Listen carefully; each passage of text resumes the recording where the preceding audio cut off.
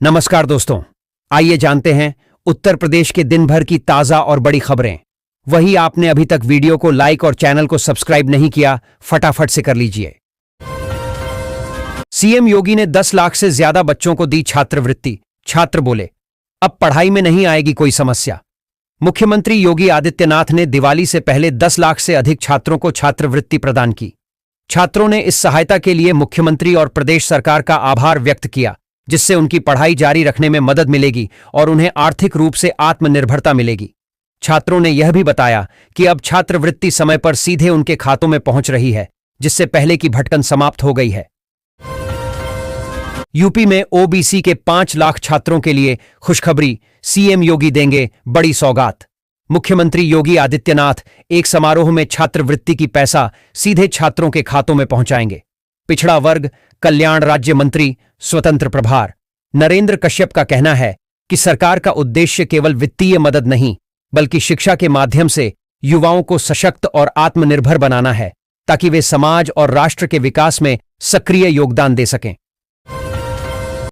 योगी सरकार ने नारी सुरक्षा, सम्मान और स्वावलंबन के लिए शुरू की जागरूकता चौपाल।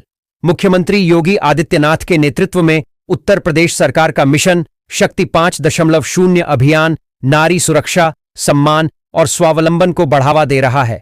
इसके तहत 17 अक्टूबर से 3 नवंबर 2025 तक हर ग्राम पंचायत में जागरूकता चौपाल आयोजित की जा रही है।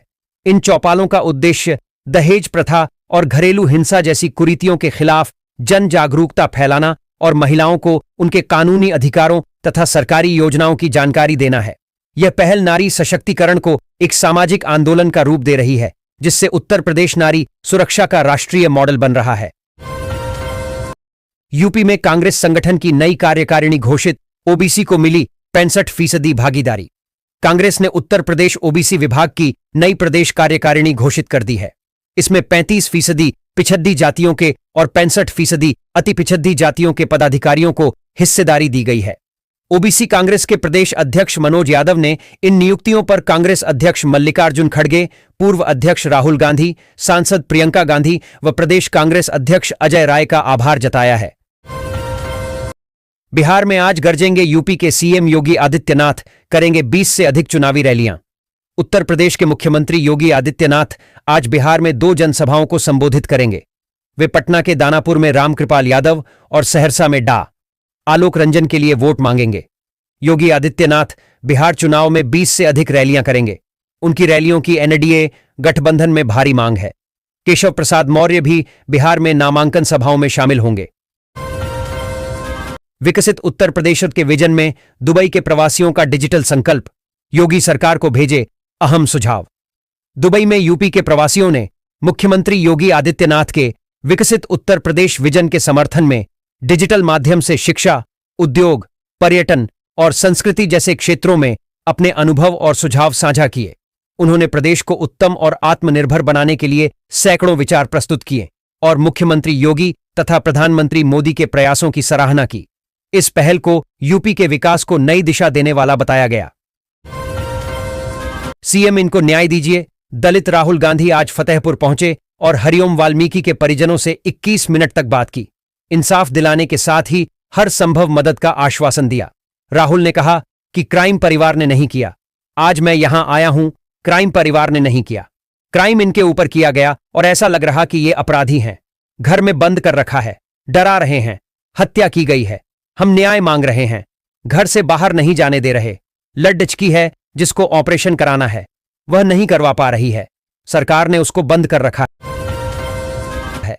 दिवाली से पहले 10,28,000 छात्रों को योगी सरकार का तोहफा, बैंक खातों में भेजे 297 करोड़ रुपए। मुख्यमंत्री योगी आदित्यनाथ ने शुक्रवार को दीपावली से पहले 10,28,000 छात्रों के बैंक खाते में 297 करोड़ रुपए छात्रवृत्ति के भेजे।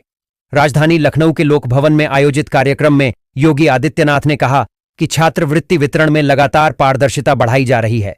यही कारण है कि अब छात्रों को समय पर और पूरी छात्रवृत्ति मिल रही है। वर्ष 2016 से 17 में जहां 46 लाख छात्रों को छात्रवृत्ति दी गई थी, वहां अब 62 लाख विद्यार्थियों को छात्रवृत्ति दी जा रही है। दिवाली पर सीएम योगी का बड़ा उपहार, प्रदेश के 22 लाख कर्मचारियों और पेंशनरों के महंगाई भत्ते में 3% वृद्धि। दीपावली पर राज्य कर्मचारियों को बोनस के बाद मुख्यमंत्री योगी आदित्यनाथ ने प्रदेश के कर्मचारियों और पेंशनरों को बड़ा तोहफा दिया है। उनके महंगाई भत्ता डीए और महंगाई राहत डीआर में 3% की वृद्धि की घोषणा की है। कांग्रेस ने जारी की प्रत्याशियों की पहली लिस्ट। 48 नामों में 5 महिलाएं और 4 मुस्लिम। बिहार के महागठबंधन में लगातार खींचतान के बाद आखिरकार पहले चरण के नामांकन के ठीक कुछ घंटे पहले बिहार कांग्रेस ने अपने उम्मीदवारों की पहली सूची जारी कर दी। पहली सूची में कुल 48 उम्मीदवारों के नाम शामिल है। हालांकि इनमें से अधिकांश प्रत्याशियों को बगैर लिस्ट जारी हुए एक दिन पहले ही सिंबल मिल चुके हैं। सूची में पहले और दूसरे चरण दोनों के उम्मीदवारों के नाम हैं। लखनऊ के बीबीडी थानाध्यक्ष के खिलाफ गैर जमानती वारंट जारी। इस गलती की वजह से कोर्ट ने रोका वेतन। न्यायालय ने कहा कि उक्त पुलिस अधिकारी को कई बार समन और तिथि के माध्यम से पेश होने के निर्देश दिए गए, लेकिन वह बार बार अनुपस्थित रहे। गवाही न देने के कारण मुकदमे की कार्रवाई प्रभावित हो रही है। अदालत ने उनके वेतन आहरण पर रोक लगाने का आदेश जारी किया है। साथ ही न्यायाधीश ने वारंट की प्रति पुलिस आयुक्त कमिश्नरेट लखनऊ और वरिष्ठ कोषाधिकारी को अनुपालन के लिए भेजने का निर्देश दिया है। कोर्ट ने यह भी कहा कि आवश्यकता पड़ने पर उक्त साक्षी की गिरफ्तारी के लिए विशेष टीम गठित की जाए ताकि न्यायालय के निर्देशों का पालन सुनिश्चित हो सके। नीतीश कुमार ही होंगे CM. UP deputy CM Keshav Prasad बोले, एनडीए की चल रही tsunami. Digital desk, Patna. Bihar विधानसभा आम निर्वाचन 2025 के लिए आज पहले चरण के नामांकन का 8वां और आखिरी दिन है। ऐसे में संभावना जताई जा रही है कि आज खत्म हो रहे पहले चरण के नामांकन से पहले आज सभी दलों के प्रत्याशी अपना नामांकन दाखिल करेंगे। हालांकि ध्यान देने वाली बात यह है कि महागठबंधन में अभी तक सीटों का बंटवारा नहीं हुआ है, लेकिन दलों ने अपने प्रत्याशियों को सिंबल देना शुरू कर दिया है। महागठबंधन पर कांग्रेस नेता अशोक गहलोत ने कहा कि सब कुछ ठीक है, चुनाव बहुत अहम है और उसकी तैयारी चल रही है। गठबंधन में कोई झगड़ा नहीं है। सोना चांदी में तेजी से उछाल, जाने धनतेरस में क्या रहेगा भाव। कानपुर में धनतेरस पर सोना चांदी खरीदने वालों के लिए इस बार चांदी और सोना ने काफी तेजी पकड़ी हुई है। पिछले साल के धनतेरस से इस साल तक चांदी में 75% और सोने में 65% से ज्यादा की वृद्धि हुई है। चांदी की कीमत 1,70,000 रुपये प्रति किलो और सोने की कीमत 1,33,900 रुपये प्रति 10 ग्राम तक पहुंच गई है। गरीबों के लिए 881 घरों को मंजूरी, गरीबों को मिलेगा घर। योजना के तहत प्रत्येक लाभार्थी को 2,75,000 की केंद्रीय सहायता राशि प्रदान की जाएगी। यह राशि उनके स्वयं के आवास निर्माण में उपयोग होगी, जिसमें लाभार्थी स्वयं अपने मकान का निर्माण करवाएंगे। प्रधानमंत्री आवास योजना शहरी 2.0 का मुख्य उद्देश्य हर परिवार को पक्का घर उपलब्ध कराना है। इसके तहत शहरी क्षेत्रों में ऐसे परिवार जो अब तक पक्के मकान से वंचित हैं, उन्हें वित्तीय सहायता देकर भवन निर्माण में मदद की जाएगी। योजना के अंतर्गत 2,75,000 की सहायता सीधे लाभार्थी के खाते में जाएगी। सौहार्द बचा रहेगा तो त्योहार बचा रहेगा। अखिलेश यादव ने दीपावली पर दी संकीर्ण राजनीति से बचने की नसीहत। सपा अध्यक्ष अखिलेश यादव ने दीपावली पर सद्भाव से त्योहार मनाने की अपील की। उन्होंने कहा कि सद्भाव रहेगा तो त्योहार रहेगा। कुछ लोग संकीर्ण राजनीति के लिए नकारात्मकता दिखाते हैं, वे दिखावे के लिए त्योहार मनाते हैं पर खुश नहीं होते। त्योहार परस्परता का प्रतीक है। उन्होंने नकारात्मक लोगों से सकारात्मक रहने का आग्रह किया। किसानों के लिए यूपी का मॉडल दुनिया में मिसाल, विश्व बैंक अध्यक्ष अजय बंगा ने की योगी की तारीफ। विश्व बैंक समूह के अध्यक्ष अजय बंगा ने एक कार्यक्रम में उत्तर प्रदेश में विकसित हो रहे छोटे किसानों के कृषि मॉडल की सराहना की है।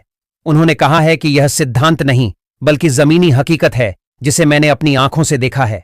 उन्होंने कहा कि राज्य में कृषि प्रणाली को इस तरह से तैयार किया गया है कि उसमें रेजिलियंस, लचीलापन शुरुआत से ही निहित है, यह बाद में जोड़ा गया तत्व नहीं है। उन्होंने कहा कि छोटे किसानों के लिए यूपी का कृषि मॉडल वैश्विक मिसाल है।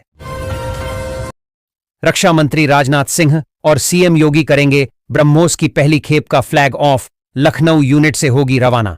लखनऊ में रक्षा मंत्री राजनाथ सिंह और मुख्यमंत्री योगी आदित्यनाथ सरोजिनी नगर स्थित ब्रह्मोस एरोस्पेस यूनिट से ब्रह्मोस मिसाइलों के पहले बैच को हरी झंडी दिखाएंगे। यह Uttar Pradesh defence industrial corridor के लिए एक मील का पत्थर है और भारत की रक्षा आत्मनिर्भरता को नई ऊर्जा प्रदान करेगा।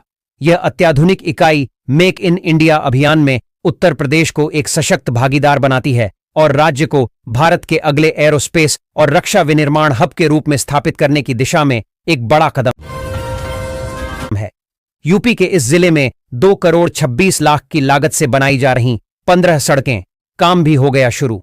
उत्तर प्रदेश राज्य औद्योगिक विकास प्राधिकरण यूपीसीडा ने जगदीशपुर औद्योगिक क्षेत्र में 2 करोड़ 26 लाख रुपए की लागत से 15 सड़कों का निर्माण शुरू किया। राइट्स लिमिटेड की टीम ने गुणवत्ता की जांच की। यूपीसीडा के प्रबंधक ने ठेकेदार को गुणवत्तापूर्ण कार्य के निर्देश दिए। उद्यमियों ने बेहतर सड़कों के निर्माण के लिए सरकार और यूपीसीडा का आभार व्यक्त किया, जिससे आवागमन सुगम होगा। गन्ने का एमएसपी कितना करना चाहते हैं यूपी के किसान? 17 सूत्रीय मांगों को लेकर जिलाधिकारी कार्यालय पर जुटे। लखनऊ में भारतीय किसान यूनियन ने गन्ने का समर्थन मूल्य 450 रुपये क्विंटल करने और बकाया भुगतान की मांग को लेकर जिलाधिकारी कार्यालय पर धरना दिया। किसानों ने स्मार्ट मीटर प्रणाली खत्म करने, मुफ्त बिजली और बेसहारा पशुओं से फसल बचाने की नीति बनाने की भी मांग की। जिलाध्यक्ष आलोक वर्मा ने कहा कि किसान कड़ी मेहनत के बावजूद उचित दाम नहीं मिलने से परेशान हैं। आम्रपाली एक्सप्रेस ट्रेन में बम की सूचना, कानपुर रेलवे स्टेशन पर पहुंची पुलिस। कंट्रोल रूम पर गुरुवार रात एक सूचना आई कि गाड़ी संख्या 1578 आम्रपाली एक्सप्रेस ट्रेन में बम रखा हुआ है। सूचना मिलते ही बम निरायुधक दस्ता ACP Cantt Akanksha Pandey, GRP, ACP LIU of rail बाजार थाना पुलिस सेंट्रल स्टेशन पर पहुंची और प्लेटफॉर्म पर खड़ी ट्रेन की चेकिंग की गई, लेकिन कोई भी संदिग्ध वस्तु व विस्फोटक सामग्री नहीं मिली।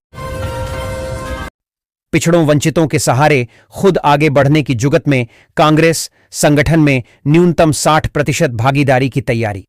कांग्रेस का संगठन सृजन में भी यही फार्मूले है। सामाजिक न्याय के मुद्दे को लेकर बढ़ रही कांग्रेस संगठन में पिछड़ों, वंचितों, अल्पसंख्यक व महिला को न्यूनतम 60% भागीदारी दे रही है, जबकि जिलों के जातीय समीकरणों को देखते इस हिस्सेदारी का बढ़ाया भी जाएगा। जिला से लेकर शहर व बूथ स्तर तक की कमेटियों में पिछड़ों वंचितों की भागीदारी बढ़ाकर पार्टी अपने परंपरागत वोट बैंक को वापस हासिल करने के प्रयास में है।